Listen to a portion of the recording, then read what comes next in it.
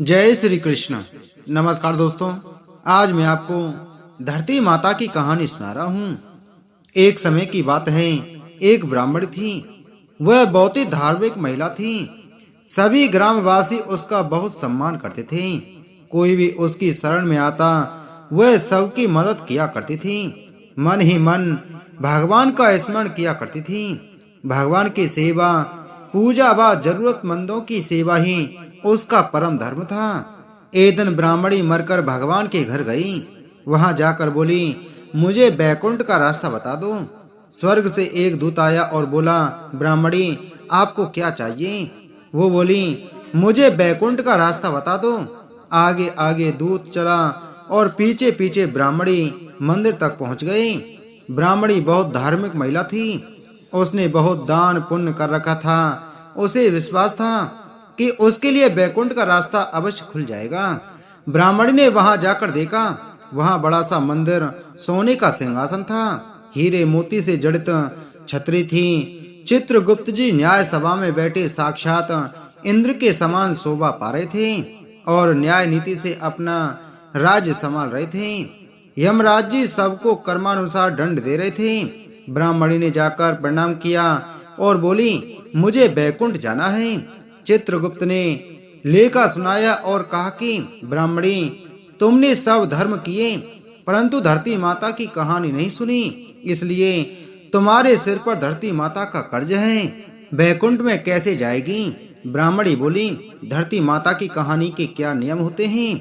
चित्रगुप्त जी बोले, कोई 1 साल, कोई 6 महीने, कोई 7 दिन ही सुने, पर धरती माता की कहानी अवश्य सुने, फिर उसका उद्यापन कर दें। धरती माता की कहानी सुनने से जाने अनजाने में किए गए पाप कर्मों को धरती माता हर लेती हैं। स्वर्ग लोक में धर्म को ही स्थान प्राप्त है, जहाँ पाप के लिए कोई जगह नहीं है। धरती माता की कहानी पीपल के पेड़ के नीचे बैठकर सुननी चाहिए। यह बात सुनकर ब्राह्मणी ने प्रार्थना की कि मुझे 7 दिन वापस पृथ्वी लोक पर जाने दो, मैं कहानी सुनकर वापस आ जाऊंगी। चित्रगुप्त जी ने उसका लेखा जोखा देखकर 7 दिन के लिए पृथ्वी पर भेज दिया।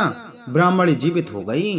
ब्राह्मणी ने अपने परिवार वालों से कहा कि मैं 7 दिन के लिए धरती माता की कहानी सुनने के लिए वापस आई हूँ। इस कथा को सुनने से बड़ा पुण्य मिलता है। उसने पीपल के पेड़ के नीचे बैठकर परिवार के साथ 7 दिन तक धरती माता की कहानी सुनी। प्राचीन समय की बात है, एक गांव में एक माँ और उसका बेटा बेटी रहा करते थे। माँ गरीब थी, वह मजदूरी करके अपने परिवार का पेट भरती थी। धीरे धीरे दिन गुजरते गए और बच्चे बड़े होने लगे। बेटी शादी के योग्य हो गई। तब माँ बूढ़ी हो गई। माँ ने अपने बेटे से कहा कि बेटा, तेरी बहन शादी के योग्य हो गई है, इसलिए तेरे जैसा घर बार देखकर उसकी शादी करना। ऐसा बोलकर माँ तो कुछ दिनों के बाद मर गई। उसका भाई गांव-गांव में घूमा, लेकिन बहन के योग्य पति नहीं मिला। वह घूम घूम कर थक गया और एक दिन सोचने लगा कि मेरे जैसा तो इस दुनिया में कोई नहीं है, इसलिए मैं ही इससे शादी कर लेता हूँ। ऐसा सोचकर वह चुनरी और शादी के लिए सब सामान ले आया। तब उसकी बहन ने पूछा कि भाई, तुम यह सब सामान क्यों लेकर के आए हो? तब उसके भाई ने कहा कि बहन, यह सब सामान तुम्हारी शादी के लिए लेकर के आया हूँ।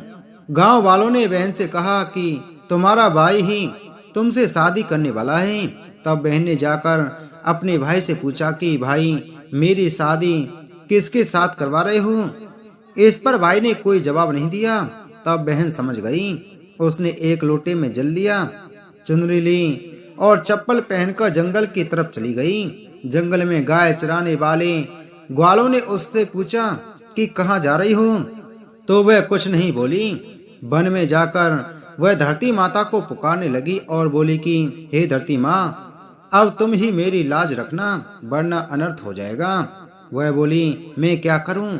माँ, मुझे अपनी गोद में ले लो, नहीं तो अन्याय हो जाएगा। तब धरती फटी तो बहन ने एक तरफ लोटा, चुनरी और चप्पल रख दिए और वह धरती में जाने लगी।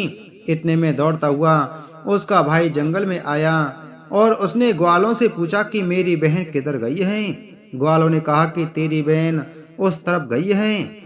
वह बहन बहन पुकारता हुआ उस तरफ दौड़ता है। तब वह देखता है कि उसकी बहन धरती में समा रही है। यह देखकर वह बहन को पुकारता हुआ उस तरफ दौड़ता है। तब तक उसकी बहन धरती में समा चुकी थी। केवल थोड़े से बाल दिखाई दे रहे थे। वह बहन के बालों को मुट्ठी में पकड़कर रोने लगा।